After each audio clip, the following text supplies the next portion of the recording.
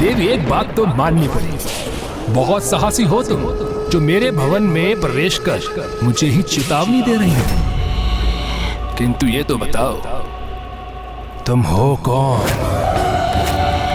मूर्ख, काल रात्रि हूं मैं।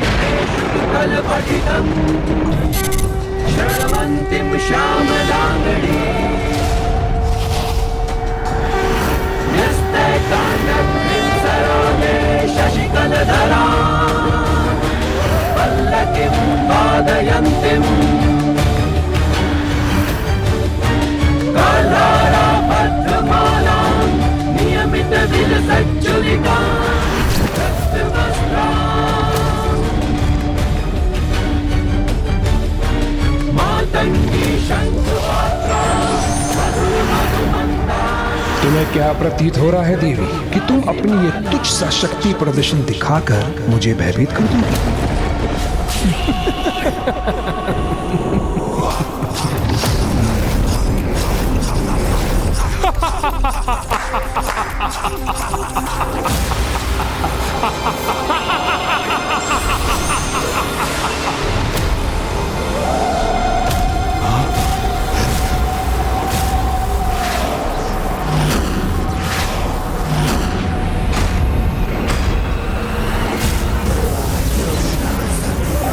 मेरे एक ही संकेत से सब कुछ परिवर्तित हो सकता है यहाँ।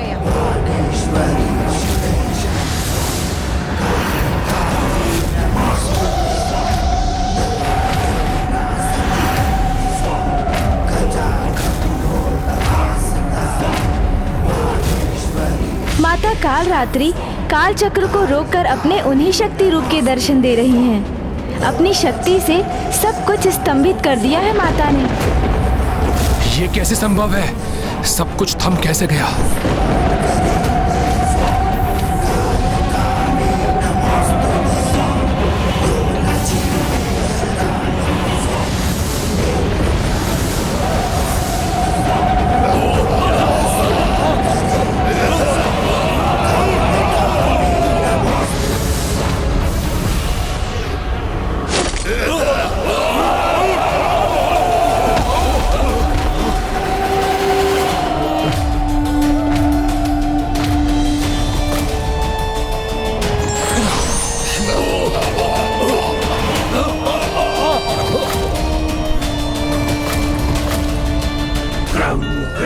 समय चक्र विपरीत दिशा में गतिशील कर दिया इस देवी ने। सभी चराचर जीव काल के अधीन हैं, तुम भी दुर्गमासुर, और सभी को समय की गति के अनुसार ही चलना होता है, किंतु काल मेरे वश में है, इसीलिए मैं नहीं, समय की गति मेरे अनुसार चलती है। समय अथवा काल की नियंत्रक काल रात्रि हूं मैं। देख मूर्ख,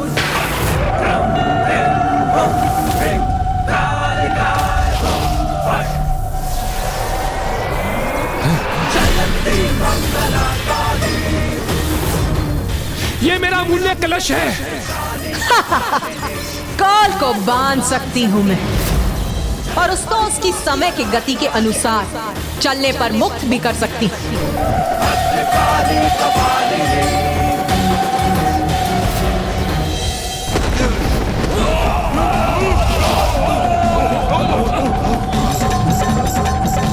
और काल को समय की गति के अनुसार मुक्त भी कर सकती हूं।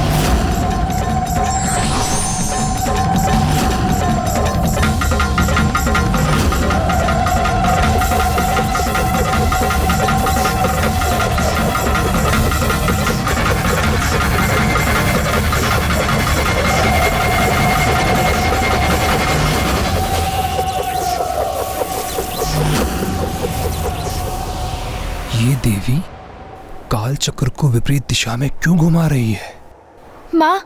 माता काल रात्रि ये क्या कर रही है? पुत्र गणेश, दुर्गमासुर को समझाने के लिए वो उन्हें उसके पूर्व की उस बिंदु पर ले जा रही है जिसका उसके जीवन में एक बहुत बड़ा महत्व है, जिस काल बिंदु ने उसके जीवन में एक अमिट छाप छोड़ी थी।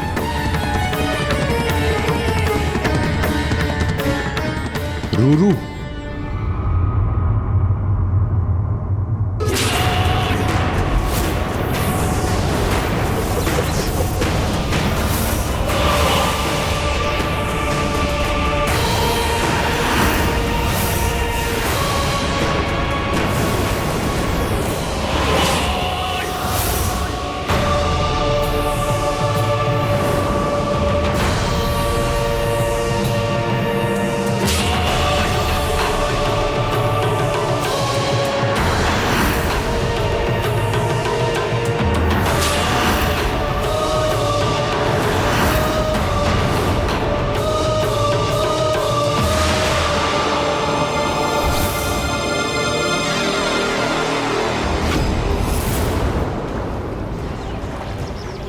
दुर्गमासुर पुनः अपनी बाल्यावस्था में पहुंच गया।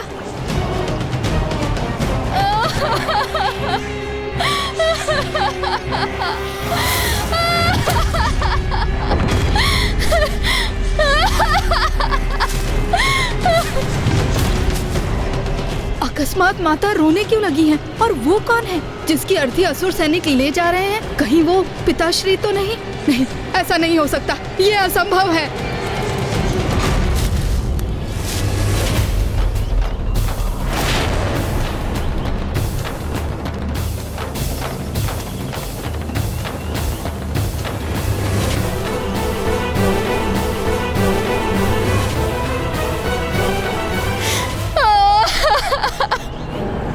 मेरे स्वामी, ये क्या हो गया?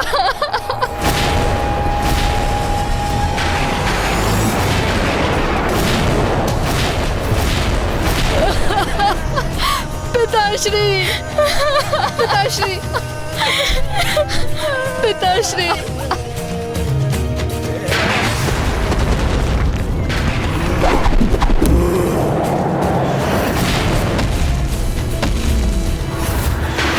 उस दुष्ट देवी ने वध कर दिया मेरे पिता का।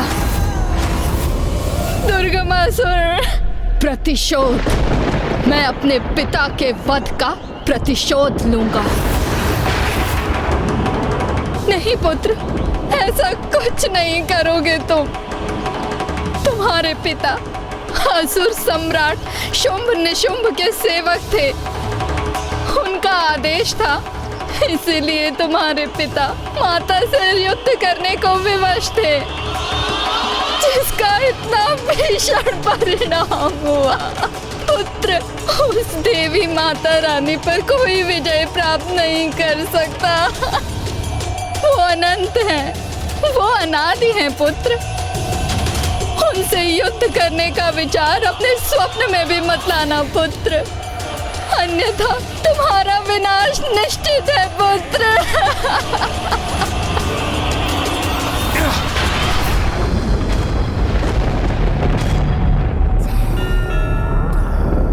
पूर्व काल में स्वयं तुम्हारी माता ने तुम्हें समझाने का प्रयास किया था कि तुम्हें प्रतिशोध के भाव से दूर रहना चाहिए। तुम्हें पुनः वही समझाने आई हूं मैं यहाँ। मेरी शक्ति का परिचय तो प्राप्त हो गया होगा तुम, और मैं तो माता आदि शक्ति की अंश मात्र ही हूं, तो उनकी अपार शक्ति का तो तुम अनुमान भी नहीं लगा सकते दुर्गमासुर। समझ, जगत जननी है वो, जिसने पूरी सृष्टि का निर्माण किया है, सभी को जन्म दिया है, और तू उसी के विरुद्ध खड़ा है। यदि वो जन्म दे सकती है तो क्षण में नष्ट भी कर सकती है। और सत्य तो ये भी है कि तुम स्वयं माता आदि शक्ति को ही पूछते। मैं देवी आदिशक्ति को पूछता हूँ? हाँ, ये कैसे संभव है?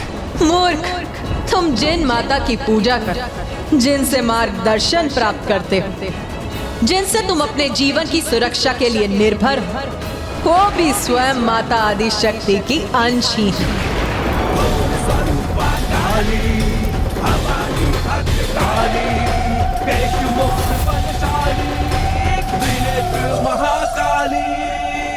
हाँ माता, आप सर्वथा उचित कह रही हैं माता।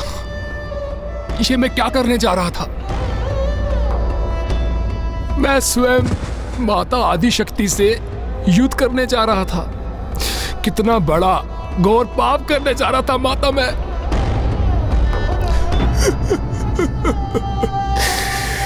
कितना बड़ा मूर्ख हूं माता मैं।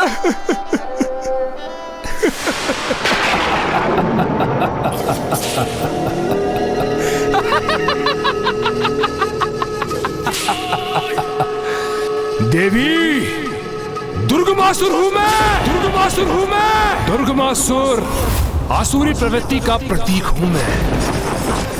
क्षमा याचना मैं करूंगा, मैं कदापि नहीं। यहां से सुरक्षित नहीं जाने दूंगा तुम्हें मैं देवी। तुम्हें बंदी बनाऊंगा।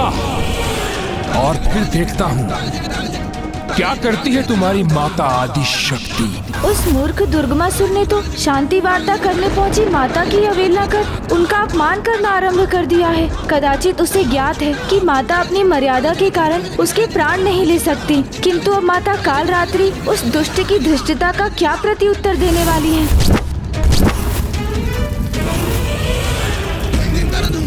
सैनिकों, बंदी बना लो इस देवी को।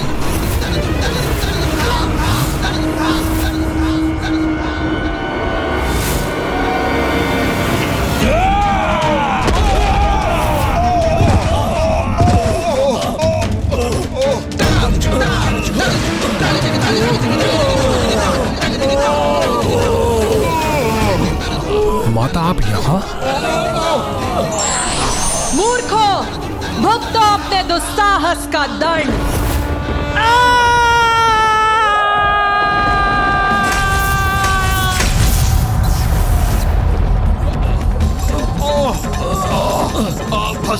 भस्म हो रहे हैं हम। कोई कष्ट दूर करो, कष्ट दूर करो हमारा।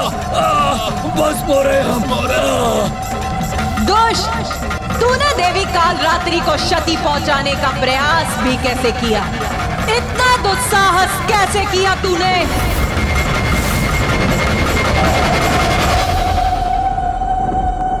मैं चाहती तो अभी तुम्हारा अंत कर सकती थी मूर्ख, किंतु माता ने मुझे तुम्हें चेतावनी देने भर की ही अनुमति दी थी।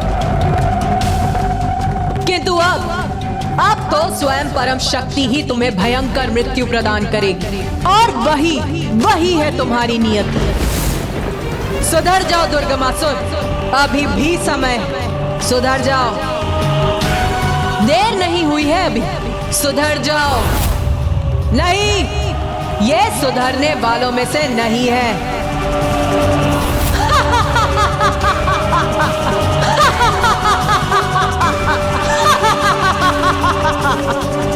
फिर तो इसका अंत होगा तुम्हारा दुर्गमासुर, बहुत भयंकर अंत होगा।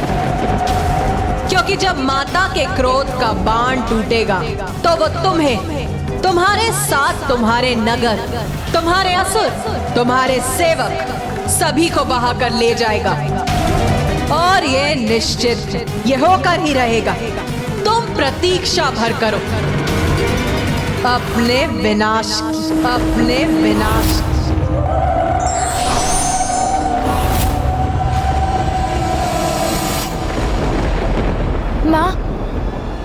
माता कालरात्रि तो दुर्गमासुर को चेतावनी देकर अंतर ध्यान हो गई।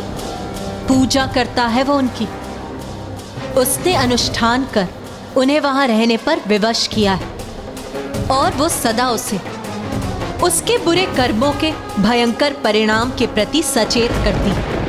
किंतु वो उनकी आज्ञा का पालन नहीं करता। वो अपने समय के अनुरूप आचरण कर रहा है, और वहां उपस्थित देवी उचित समय और अवसर की प्रतीक्षा में है। क्योंकि उससे अत्यंत कुपित होने पर भी वो उसका, अपने भक्त का साथ नहीं छोड़ सकता। तब तक नहीं जब तक वो अपनी पूजा, अपने अनुष्ठान में कोई भूल नहीं करता। किंतु जिस दिवस ऐसा हुआ, वो उसे इतना भीषण दंड देंगी, इतना भयंकर दंड, जिसकी कल्पना भी आतंकित करने वाली होगी।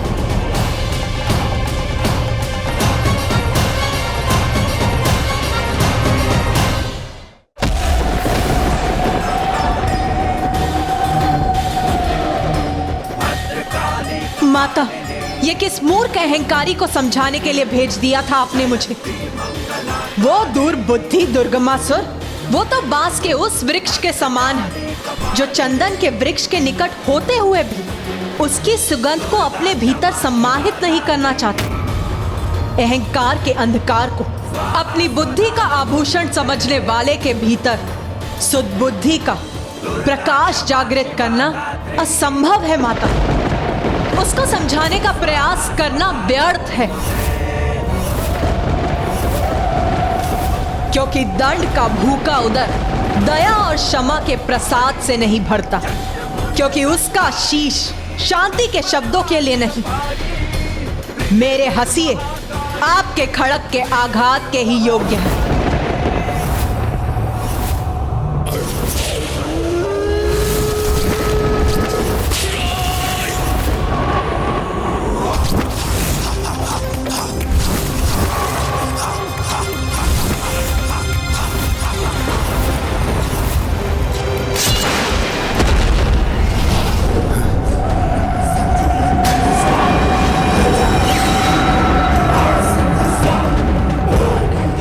रे दुष्ट, जो जगत जननी है, सर्वोच्च माता है, समस्त ब्रह्मांड की दिव्य शक्तियों में जिनका शीर्ष स्थान है, उन्होंने तुझे धर्मनिष्ठ होने का, सुधरने का आदेश दिया है और तूने तो उनके आदेश को भी नकार दिया। नहीं माता, नहीं, ये कटु वचन उचित नहीं है, उचित नहीं है माता। उचित तो वो नहीं है जो तू कर रहा है। अभी भी समय है दुष्ट, सुधर जा। मूर्खों के समान व्यवहार मत कर दुर्गमासुर। माता, मूर्ख ही तो बनाया आपने मुझे। जो वचन काल रात्रि ने मुझसे कहे थे, वही वचन आपके मुख से प्रस्फुटित हो रहे हैं। माता मेरी है आप, मेरी, और साथ दे रही है मेरे शत्रुओं का। मैं आपकी भक्ति भाव से पूजा करता रहा और आपने ऐसी छल युक्त क्रीड़ा की मेरे साथ। मूर्खता ही तो थी मेरी। जिनसे युद्ध करना है उन्हीं की सहयोगिनी की पूजा कर रहा हूँ। सहयोगिनी नहीं मूर्ख, माता की ही अंश हूँ मैं, माता की ही अंश हूँ मैं। माता आदि शक्ति की ही रूप हूँ मैं। और मैं तो क्या, ये समस्त संसार उन्हीं का अंश है। और सत्य तो ये है मूर्ख कि तू स्वयं भी उसी सृष्टि का एक तुच्छ भाग है। जिनकी कृपा से ये सृष्टि है जिसमें वो दुष्ट वास करता है, जिनकी कृपा से श्वास प्राप्त होती है उसे, जिनकी कृपा से जीवन है उसका, उसी से शत्रुता ठान बैठा है वो। ऐसे मूर्खों के पास तो शांति संदेश के लिए देवर्षि नारद को ही भेजना चाहिए था आपको, क्योंकि अपने शब्दों में मिठास घोलकर दुष्टों को समझाना नहीं, उन्हें दंडित करने हेतु उनका संहार करना है मेरा स्वभाव।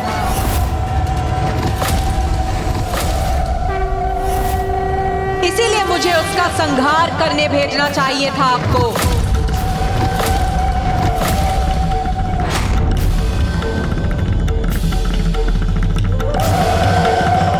भैया, दुर्गमासुर ने तो माता कालरात्रि के भीतर भीषण क्रोध उत्पन्न कर दिया है। कहीं माता अपने क्रोध के अतिरेक में वहां उसका संहार करके ही ना लौट जाए। हाँ गणेश, मुझे भी इसी बात का संशय है। मुझे अनुमति भर दे दीजिए माता कि मैं इसी क्षण वहां लौटकर उस दुष्ट का वध करूं। मैं वध करूंगी उस दुष्ट का।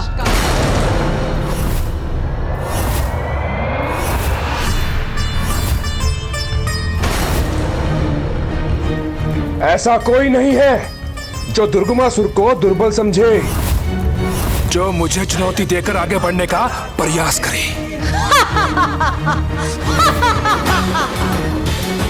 रस्सी जल गई किंतु बल नहीं गया। मूर्ख, तुझ में ना ही वो बल है और ना ही वो बुद्धि कि तू ये समझ सके कि तेरे हाथों में जो खड़क है उससे कहीं अधिक प्रचंड और कहीं अधिक धारदार खड़क तेरी ओर बढ़ रहा है, तेरा अंत करने के लिए। बहुत बड़ा भक्त बनता है ना तू मेरा, बहुत पूजा भी की है तूने मेरी, तो जा, मैं तुझे आभास करने की शक्ति प्रदान करती।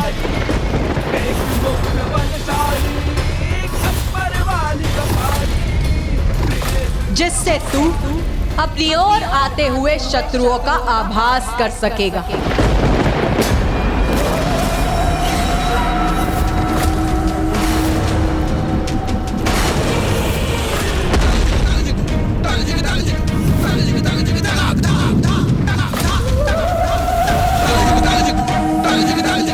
उस मूर्ख दुर्गमासुर ने तो शांति वार्ता करने पहुंची माता की अवहेलना कर उनका अपमान करना आरंभ कर दिया है। कदाचित उसे ज्ञात है कि माता अपनी मर्यादा के कारण उसके प्राण नहीं ले सकती, किंतु अब माता कालरात्रि उस दुष्ट की धृष्टता का क्या प्रत्युत्तर देने वाली है?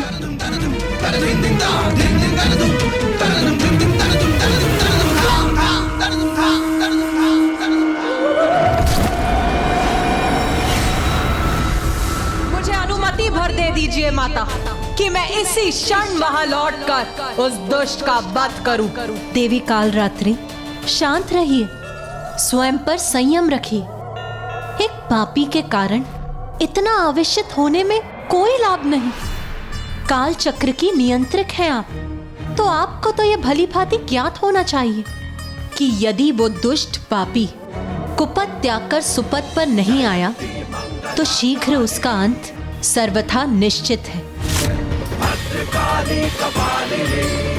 उचित है माता, यदि आप उसे कुछ और श्वासों का अवकाश देना चाहती हैं, तो वो आपका निर्णय है माता, किंतु मेरा मत स्पष्ट है। यदि आप उसे एक पल का भी जीवन और प्रदान करेंगी तो आप बहुत बड़ी भूल करेंगी माता, बहुत बड़ी भूल।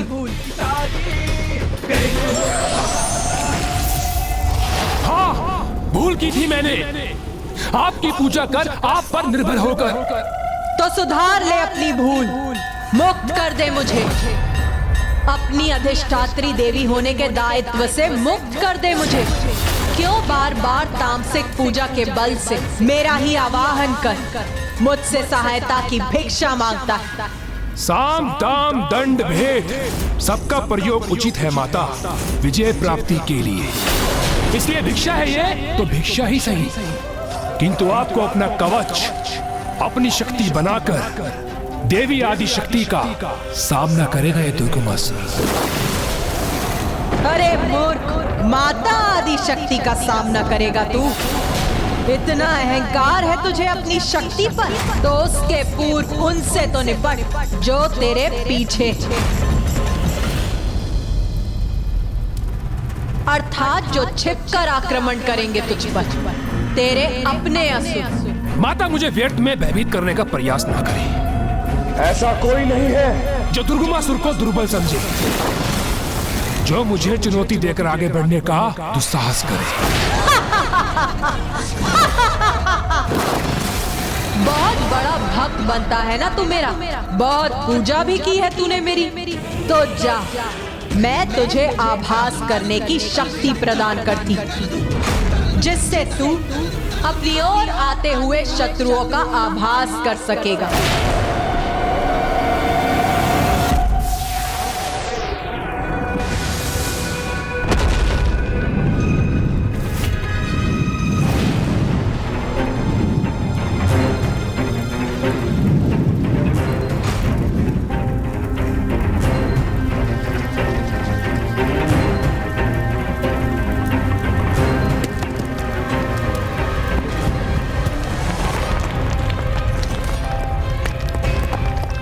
अरे ये क्या, सदा अपने स्थान पर स्थिर रहने वाला ये पर्वत अचानक गतिशील कैसे हो गया?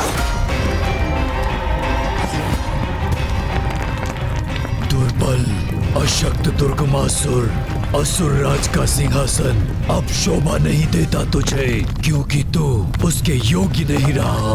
असुरों के सिंहासन पर अब यदि किसी का अधिकार है तो मेरा है। अरुणासुर का अधिकार है उस पर। अरुणासुर?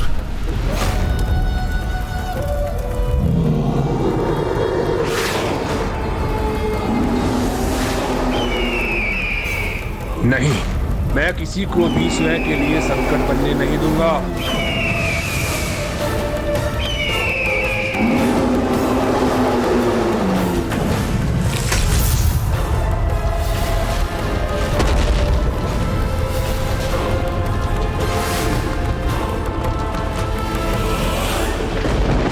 क्या हुआ पुत्र गणेश? कोई चिंता सता रही है तुम्हें? माता कालरात्रि का ये विश्वास है कि उस दुष्ट महापापी दुर्गमासुर को पल भर के लिए भी जीवित छोड़ना बहुत बड़ी भूल होगी। उनका ये विश्वास उचित नहीं प्रतीत होता आपको? पुत्र गणेश, देवी कालरात्रि का विश्वास उनके स्थान पर उचित है, किंतु दुर्गमासुर जैसे महापापियों के पापों का भार उसके साथ अन्य महापापियों के विनाश का द्वार भी खोलेगा। और निश्चित रहो पुत्र, जब ऐसा होगा तब वो उसके विनाश का उपयुक्त समय होगा।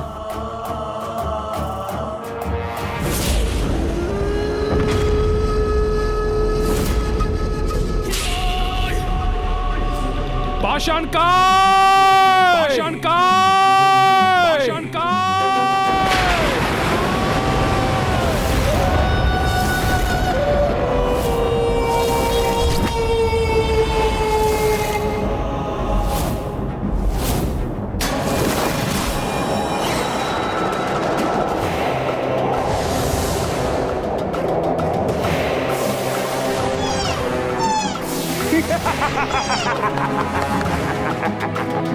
पाषाणकाय! पाषाणकाय!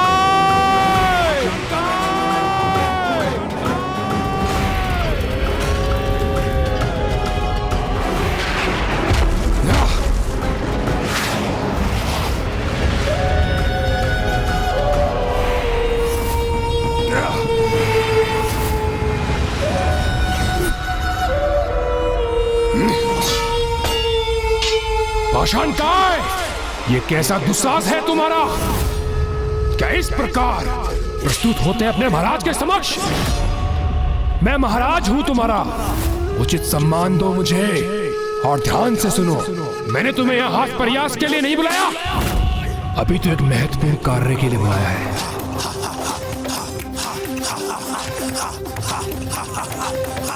जाओ, यथाशीघ्र जाकर यहाँ की सुरक्षा का दायित्व संभालो।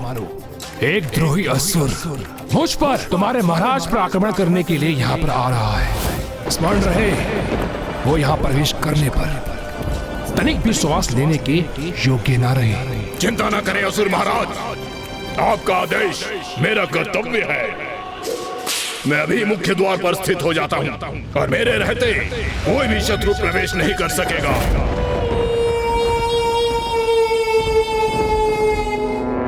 रुको, उचित है, किंतु सावधान रहना, वो कोई साधारण असुर नहीं है।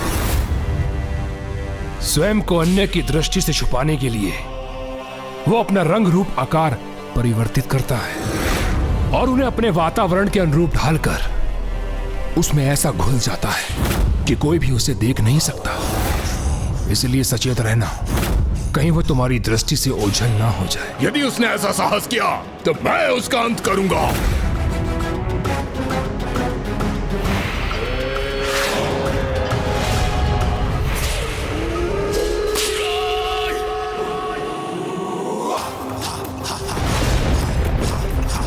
अरुणासुर, जो भी हो तुम, मेरा यह सेवक पाषाणकाय तुम्हें अपने पैरों तले कुचल कर रख देगा।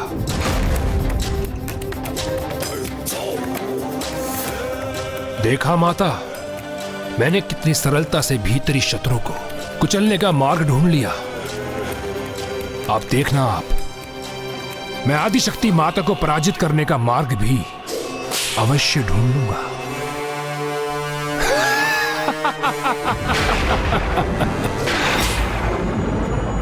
माँ, प्रतीत होता है आपको जिस समय की प्रतीक्षा थी वो समय आ चुका है।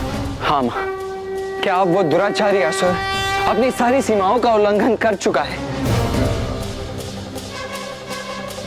हाँ पुत्र, जब दुर्गमासुर ने अपने प्राणों को दांव पर लगाने का हठ कर ही लिया है, तो फिर उसकी ये इच्छा पूर्ण करना एक माँ का कर्तव्य है। उसकी ये इच्छा अवश्य पूर्ण होगी।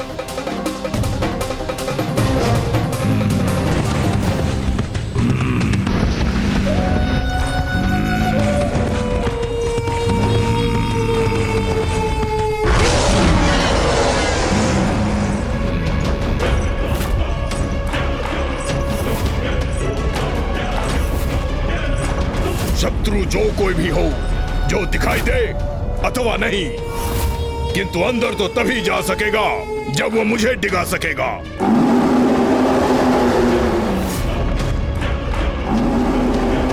जो कोई भी हो, द्रोही असुर, सुनो मेरी चेतावनी। मुझे मेरे स्थान से नहीं डिगा सकोगे तुम। कहता था मुझे अपने स्थान से कोई नहीं डिगा सकता, लो डिगा ही नहीं दिया, अपितु अपने उदर में भी समाहित कर लिया तुम्हें। दुर्गमासुर, आ रहा हूँ मैं अपने सिंहासन पर स्थित होने, जिसका मैं ही अब एकमात्र अधिकारी हूँ।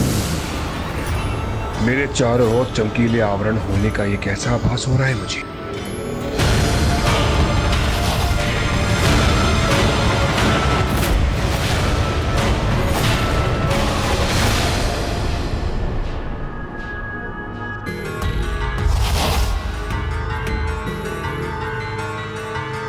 ये कैसा दृश्य है? ये सत्य है अथवा मेरा भ्रम?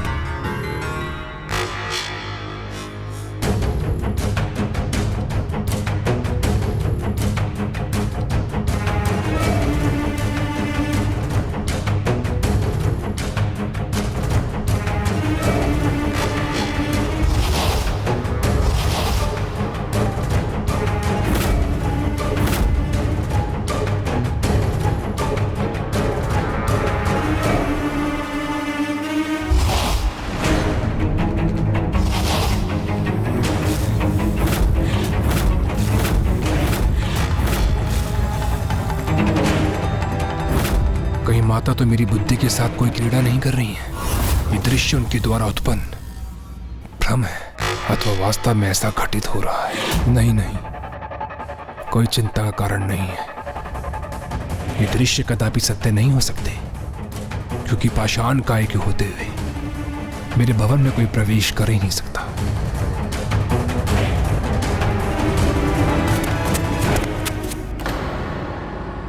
ये किसकी पश्चात की ध्वनि है?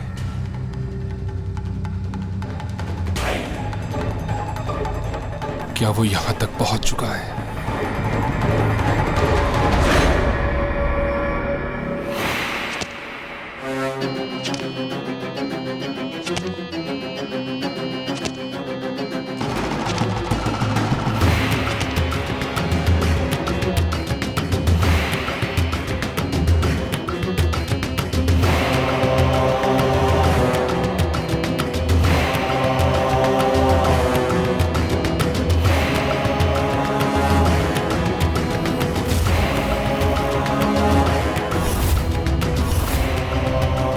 उसे देख पाने में अक्षम हूं, किंतु कोई यहां है अवश्य। कदाचित मैं अपने सिंहासन पर ही सुरक्षित रहूंगा।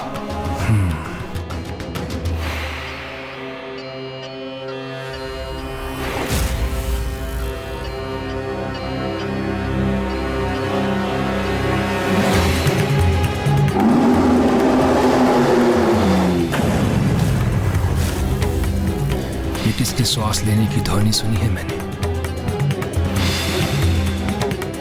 यदि यहाँ कोई है तो फिर मुझे दृष्टिगोचर क्यों नहीं हो रहा है? कहीं मेरा कपोल कल्पित भय सत्य तो नहीं होने जा रहा?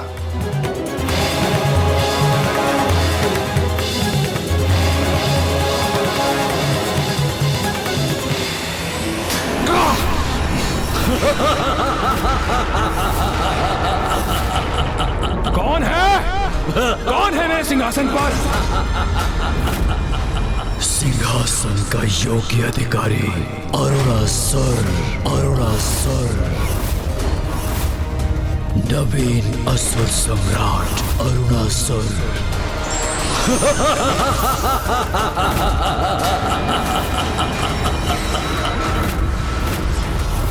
नवीन असुर सम्राट अरुणासुर, अरुणासुर।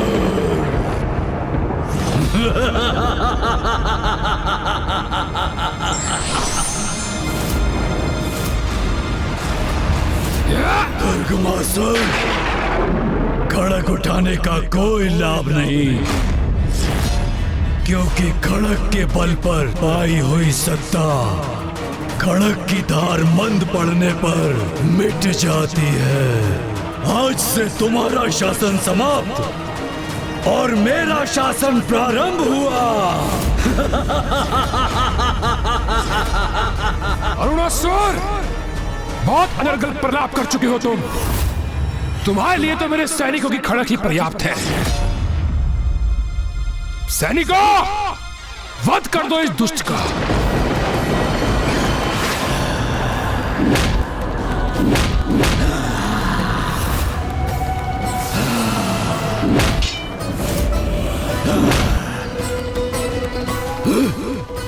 व्यर्थ का श्रम कर रहे हो मूर्ख।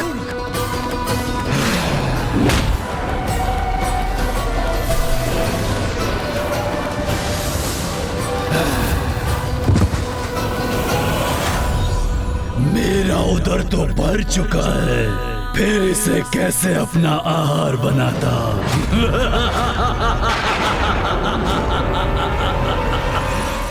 क्या हुआ दुर्गमासुर?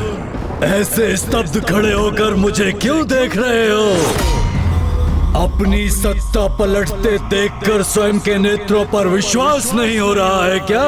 क्षमा नहीं करूंगा तुम्हें, तुम्हारी इस उदंडता का दंड दूंगा तुम्हें। पाषाण का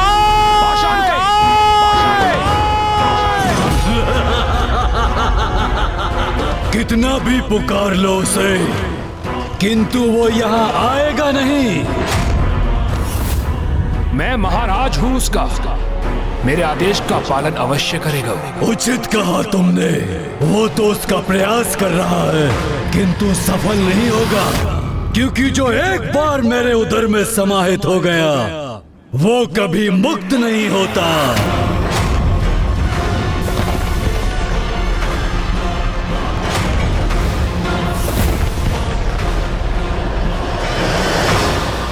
पाषाण का शरीर है ना उसका, इसीलिए उसका पाचन करने में थोड़ा सा समय अवश्य लगेगा, किंतु तुम तनिक भी चिंता ना करो, तुम्हारा पाचन करने में अधिक समय नहीं लगाऊंगा मैं। खुले नेत्रों से स्वप्न देख रहे हो तुम अरुणासुर, क्योंकि ऐसा समय कभी नहीं आएगा। मैं अभी इसी क्षण तुम्हारा वध करूंगा, किंतु उससे पूर्व तुम्हारी जीवा को तुम्हारे मुख से विलक करूंगा मैं। ना एक व्यर्थ प्रयास करोगे, ब्रह्मदेव के विशेष वरदान से सुरक्षित हूं मैं, जिसके अनुसार मेरा वध कोई नहीं कर सकता और तुम भी नहीं। मुझसे पराजित होना तो नियति है तुम्हारी, इसीलिए अपने प्राणों की रक्षा चाहते हो तो स्वेच्छा से त्याग दो ये सिंहासन, अथवा तुम्हें भी मेरा भोजन बनना पड़ेगा। कदाचित तुम भी भूल रहे हो, मुझे भी ब्रह्मदेव का वरदान प्राप्त है, जिसके अनुसार इस संसार में कोई भी मेरा वध नहीं कर सकता। वध नहीं किया जा सकता तुम्हारा, परंतु निगला तो जा सकता है ना तुम्हें, फिर आजीवन तड़पते रहना मेरे उदर की जठराग्नि में।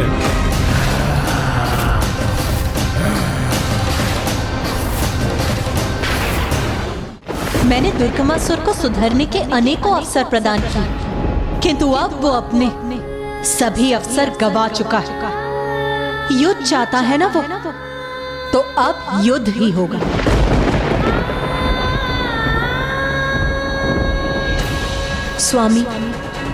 स्वामी मुझे आज्ञा दीजिए, मुझे विंध्याचल पर्वत पर स्थित होना होगा। विंध्याचल पर्वत? अर्थात अब उस असुर का अपनी नियति, अपने काल से भेंट करने का समय आ गया है। या देवी सर्वभूतेषु मारूपेण संस्थिता, नमस्तस्यै नमस्तस्यै नमस्तस्यै नमो नमः।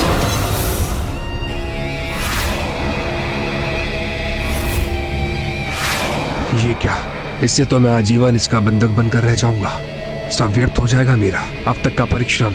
मुझे इससे निवारण का उपाय ढूंढना होगा, वो भी अतिशीघ्र।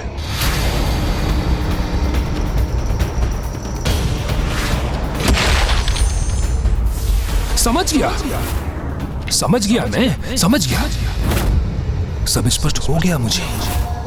यही है हम असुरों की पराजय का कारण। हम अपने समुदाय में इतने घाती हो जाते हैं। बहुत दुख की बात है, बहुत दुख की बात है। तनिक भी एकता नहीं है असुरों में, और इसी कारण हम असुरों की सत्ता कभी स्थायी नहीं रह सकती। क्योंकि आज तुम मुझसे मेरा सिंहासन छीनोगे, और कल को वो तुमसे तुम्हारा सिंहासन छीन लेगी। कौन छीनेगी मुझसे मेरा सिंहासन?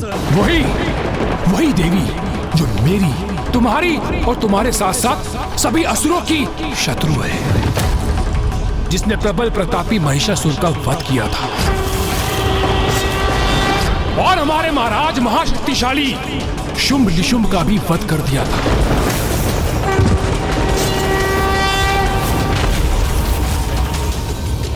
वही देवी जिसको ये सारा संसार आदिशक्ति के नाम से पुकारता है। देवी आदिशक्ति? मेरा सिंहासन चाहते हो ना तुम? अवश्य ले लेना, किंतु उससे पूर्व स्वयं को मुझसे अधिक बलशाली और योग्य प्रमाणित करो। साहस है तो जाओ, सर्वप्रथम जाकर विंध्याचल वासिनी देवी को पराजित करो। कहो, है तुम में इतना सामर्थ्य? है तुम में सिंहासन पर स्थापित होने की क्षमता? कहो अनासुर, कहो। हाँ, मुझ में है वो बल, वो क्षमता, जिससे मैं देवी आदिशक्ति के अस्तित्व को ही नष्ट कर दूंगा और फिर मैं तुम्हें अपना दास बनाकर असुर सम्राट के पद पर स्थापित होऊंगा। मैं इसे कहते एक बाण से दो लक्ष्य साध लेना। अब आदिशक्ति और अनासुर के मध्य भीषण युद्ध का परिणाम होगा। अब अंत जिसका भी हो, आनंद तो मैं ही मिलाऊंगा। कहो, यह स्वीकार है तुम्हें?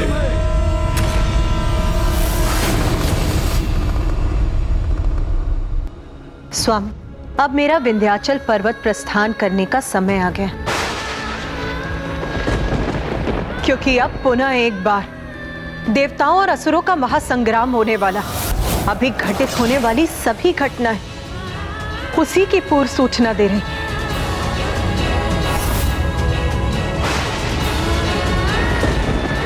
अर्थात अब उस असुर का अपनी नियति, अपने काल से भेंट करने का समय आ गया है।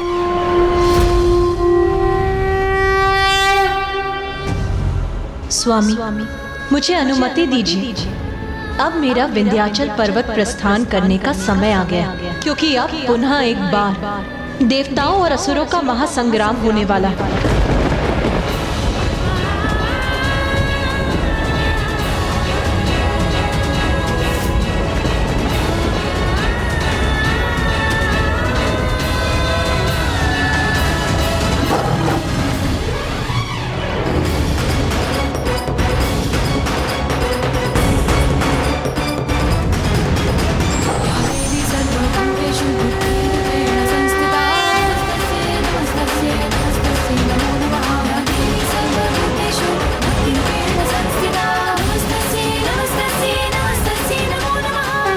दुष्टों का संहार करने, उन्हें पराजित करने, सृष्टि में धर्म की सत्ता पुनः स्थापित करने देवताओं की ओर से मैं स्वयं अग्रणी होंगी।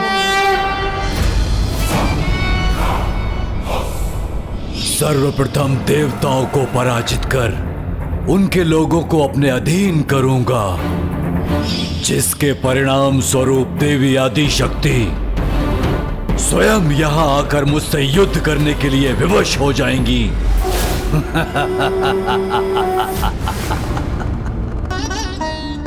महादेव, अब हमें भी अनुमति दीजिए।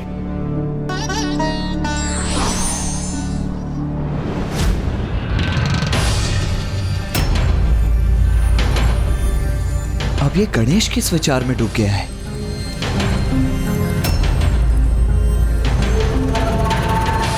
पुत्र गणेश,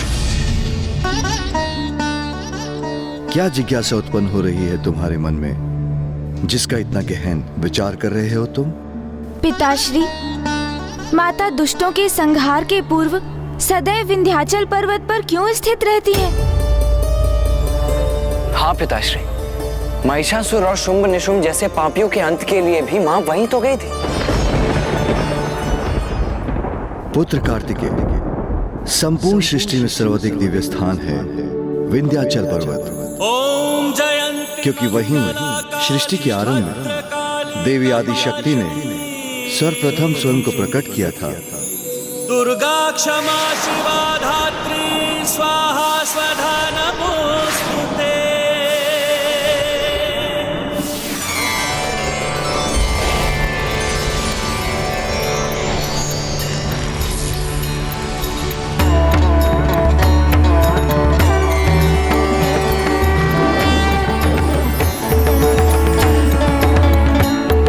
तभी से वो स्थान संपूर्ण ब्रह्मांड का सर्वाधिक शक्ति संपन्न स्थान है, क्योंकि वहां का कण कण, प्रत्येक शिला, प्रत्येक वृक्ष, प्रत्येक पौधा देवी आदि शक्ति के तेज से तेजोमय है। प्रकृति अपने संपूर्ण विस्तार में समूचे विंध्याचल को भांति भांति की संपदाओं से स्मृत करती है। स्वयं को विंध्याचल पर प्रकट करने के उपरांत देवी आदि शक्ति ने हम त्रिदेवों को भी प्रकट किया, जिसके उपरांत ही अन्य लोकों की रचना हुई और सृष्टि में सर्वत्र जीवन का संचार संभव हुआ।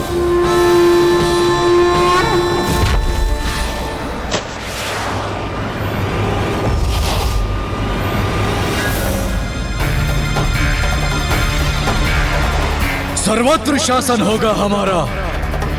स्वर्गलोक, सूर्यलोक, वरुण लोक एवं अन्य सभी देवलोक पर अपना अधिकार स्थापित करेंगे हम।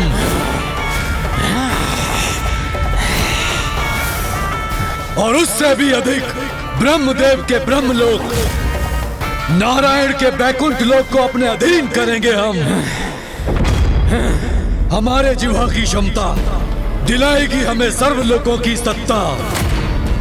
निगल लेंगे मक्षिकाओं के समान उन देवताओं को हम, भोज करेंगे उनका। और इस महाभोज के लिए अभी से आगे बढ़ेंगे हम। आक्रमण करेंगे इन सभी लोगों पर। इसके लिए तैयार होना मेरे असुरों।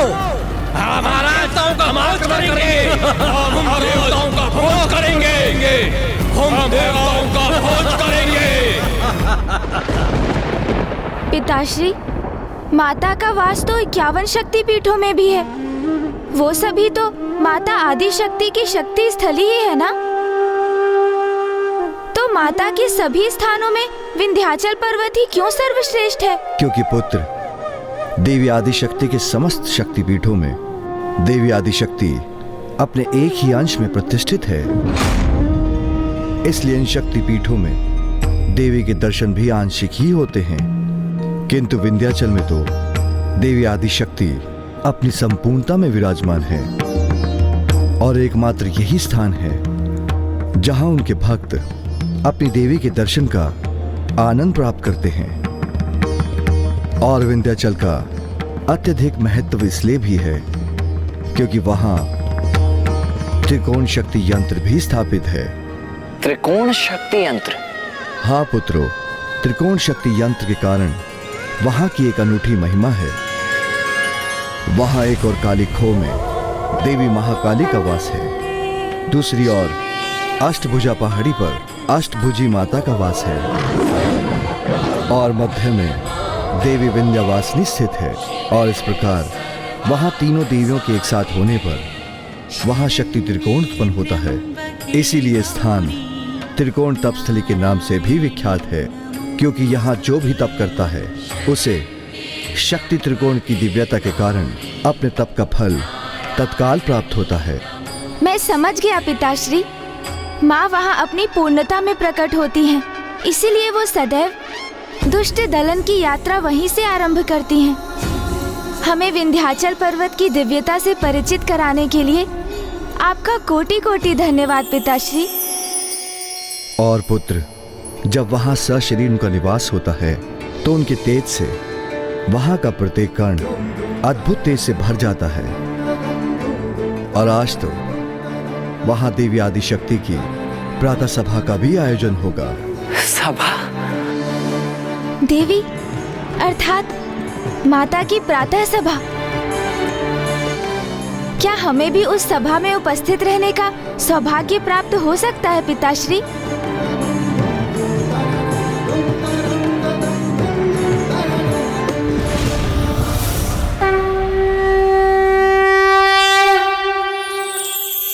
देवी आदि शक्ति की प्रातः सभा?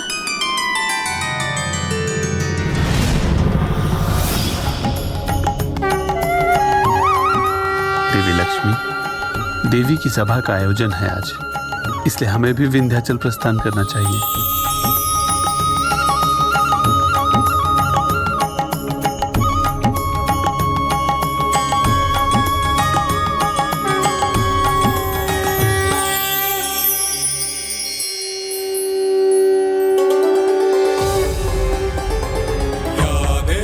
सर्वभूतेषु शक्तिरूपेण संस्थिता नमस्तस्यै नमस्तस्यै नमस्तस्यै नमो नमः। कितना अद्भुत और मन भावन दृश्य है ये। इतने दिव्य और महान ऋषियों के द्वारा माता के मंत्रों का उच्चारण इस हृदय को शीतल कर रहा है। माता के स्थान में प्रवेश करने के पूर्व ही हमें अपार आनंद का अनुभव हो रहा है, तो वहाँ प्रवेश करने पर आनंद की चरम की अनुभूति अवश्य होगी।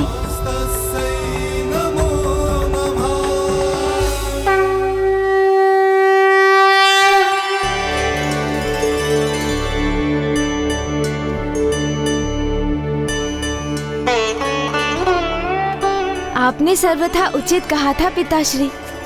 माता का विंध्याचल पर्वत माता के तेज के प्रभाव से जगमगा रहा है।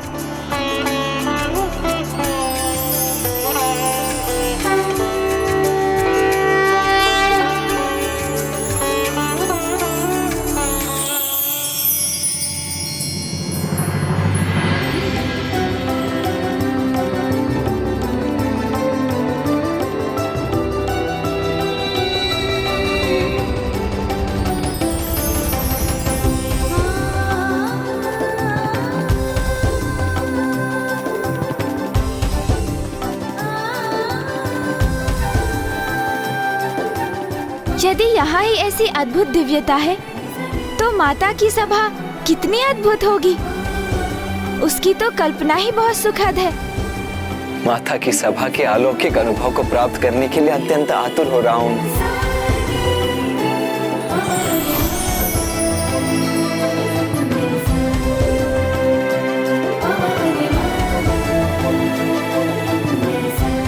देवी की दिव्य प्रातः सभा है आज। अनुपम भव्यता होगी इस सभा की। इसीलिए देवी की सभा में सम्मिलित होने के लिए हम सभी लालायित हैं।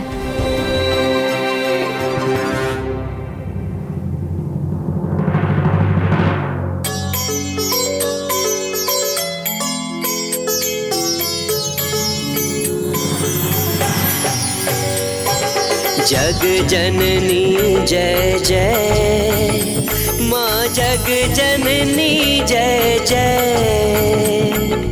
इसीलिए तो मैंने अपना नारायणी रूप भी धारण कर लिया।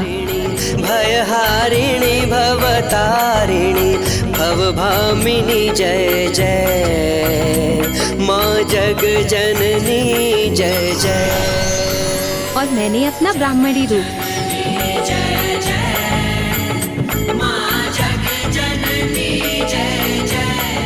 महादेव, अब आप भी महेश्वरी रूप धारण कीजिए, क्योंकि देवी की सभा में सम्मिलित होना है ना हमें।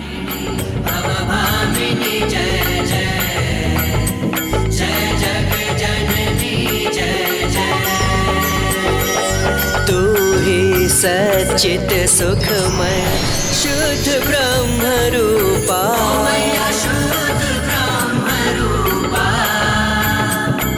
सत्य सनातन। आप तीनों ने अचानक अपना ये नारी रूप क्यों धारण कर लिया? भैया, ये तो आपको भी करना ही होगा, अन्यथा वहाँ आपका प्रवेश वर्जित होगा। आदि अनादि। किंतु ऐसा क्यों गणेश? क्योंकि यहाँ माता के आंगन में प्रवेश कर माँ के निकट पहुँचने के लिए अपने भीतर के नारी तत्व को उजागर करना अनिवार्य है, क्योंकि माता की सभा में स्त्रियों को ही प्रवेश करने की अनुमति है। नारी तत्व को उजागर करना? भैया, आपको ज्ञात है ना कि प्रत्येक पुरुष में नारी तत्व भी होता है। विस्मृत कर गए? शुंभ निशुंभ के साथ युद्ध करते समय भी तो हमने अपने भीतर के नारी रूप को उजागर किया था, तो अब उसे धारण कीजिए। करता विधि भरता, तो उसे उजागर कीजिए, कुमार से कुमारी रूप धारण कीजिए, जैसे मैंने विनायक से विनायकी रूप धारण किया है।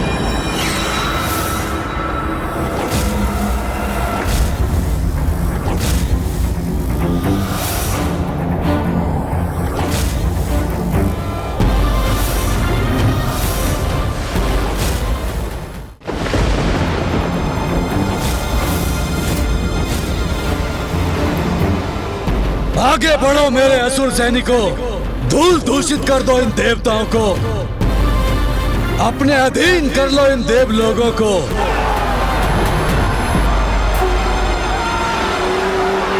रुक जाओ दुष्ट असुर, आगे बढ़ने का दुस्साहस भी मत करना। और यदि आगे बढ़े तो अपने ही सर्वनाश के मुख में प्रवेश करोगे तुम। इसलिए जाओ और खुले नेत्रों से स्वप्न देखना बंद करो। तुम और तुम्हारी ये छिपकली सेना कोई क्षति नहीं पहुंचा सकती देवलोकों को। इसलिए अभी लौट जाओ, अन्यथा मैं अपनी वायु शक्ति से तुम्हें रोकने पर विवश हो जाऊंगा। ओहो, वायुदेव, तो तुम रोकना चाहते हो हमें? तो आओ, दिखाओ अपना सामर्थ्य और हमें रोकने का प्रयास करके देख लो। तो उचित है, संभालो मेरी शक्ति का प्रहार।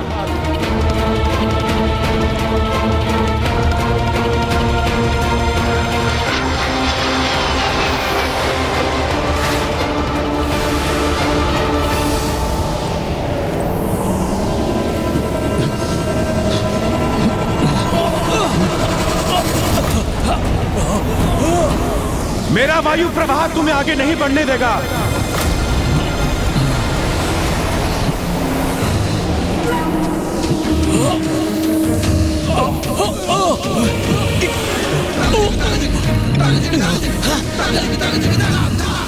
अपनी वायु शक्ति को और प्रचंड करूंगा मैं, किंतु तुम्हें आगे नहीं बढ़ने दूंगा।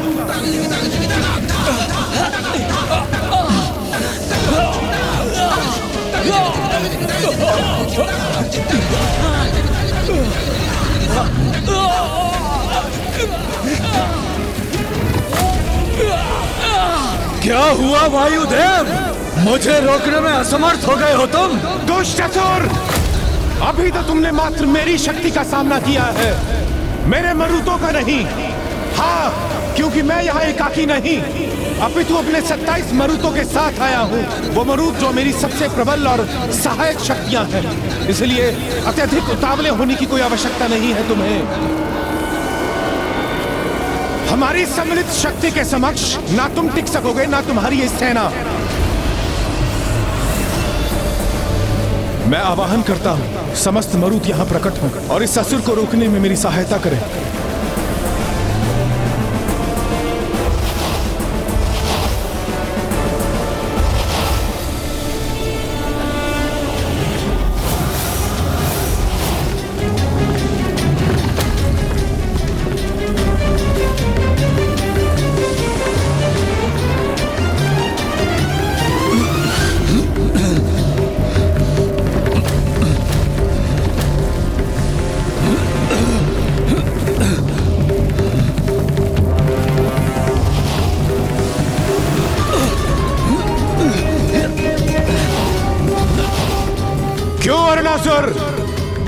देखा, रोक दिया ना मैंने तुम्हें।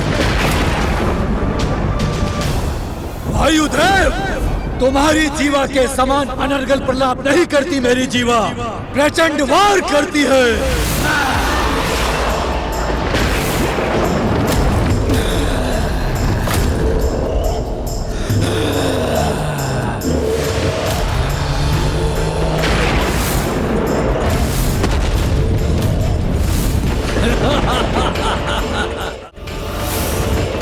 वायुदेव को तो निगल लिया मैंने, अब तुम सभी को यहाँ से दूर भेजूंगा।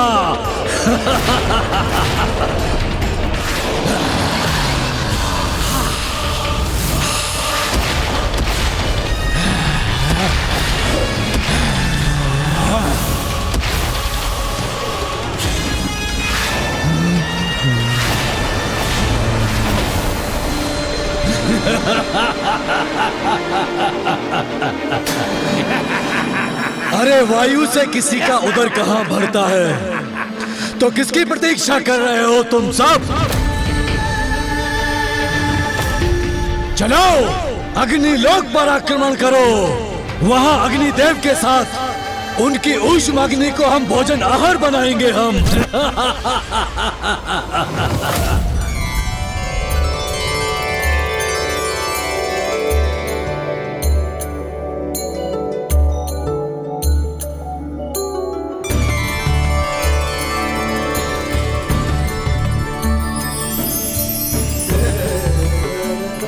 कितना भव्य और सुंदर है माँ का ये स्थान।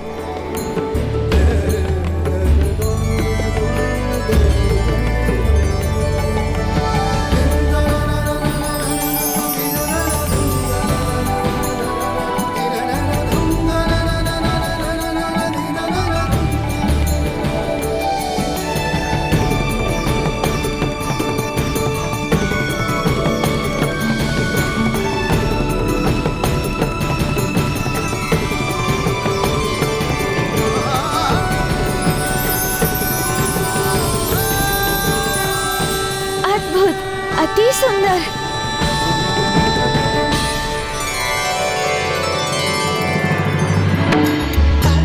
उठ जाइए माता, भोर हो गई है। संसार को इस समय आपकी आवश्यकता है। कृपा करके उठ जाइए ना माता।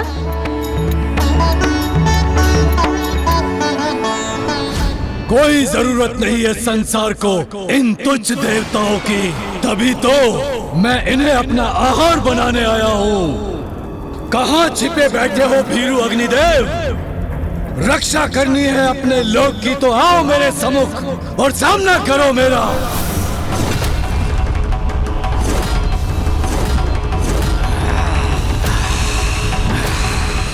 अग्नि लोक में पहुंचने की उद्दंडता कैसे की तुमने? अवश्य उसका दंड दूंगा मैं तुम्हें। अभी भस्म करूंगा तुम्हें।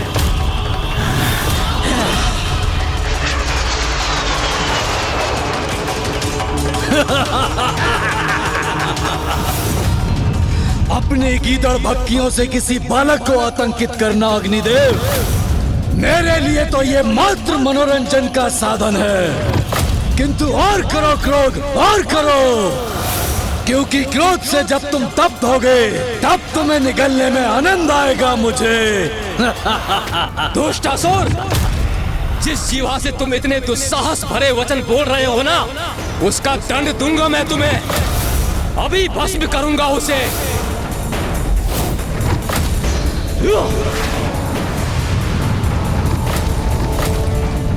अग्निदेव, मेरी जीवा की शक्ति का भान अभी होगा तुम्हें।